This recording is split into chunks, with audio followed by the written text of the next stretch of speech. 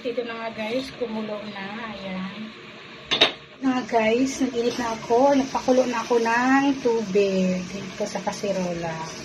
Siyempre, ilalagay na natin yung mga ingredients. Nandito na yung ayan, onion, kamatis, siling green, at syempre may loya din ako nilagay konti. At meron ding siling 2 piraso na labuyo at ayan nga, kasi mahilig kami sa maanghang.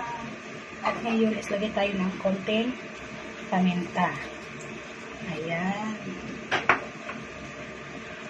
Pakuluin lang natin yan bago natin nilagay yung isda. Ayan, buksan natin guys. Kasi lalagay na natin yung isda. Wala yung isda ko, nakadrain na at may asin na ito. Ayan. Ayan, lagyan na natin yung isda.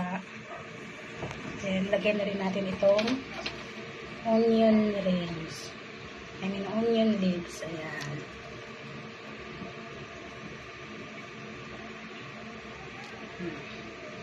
May asin na palang kasama guys. Kinamulan ko na ng asin yung isda. At ilagay ko naman, ilagay na sa itaas yung okra. Ayan. Para sabay na yan sila. Ayan. Diba? Ayan. Takip. Nantayin natin kumulo. At ito na nga guys, kumulo na. Ayan.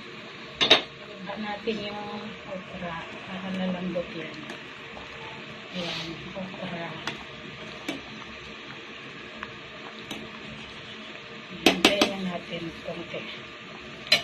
Tapos lagay na tayo nito. Mixin yan guys. Naglagay na ako ng asin yan sa isda. Nakakamul na yan siya kaya may lasa na yan. Antay-antay lang natin kumulo ito. Lumabot yung okra.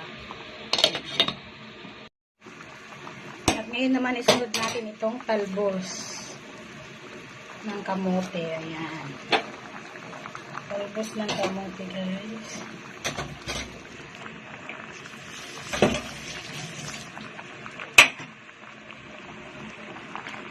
Ilalim natin. Then, patayin na natin yung apoy. Kaya patay na yung apoy.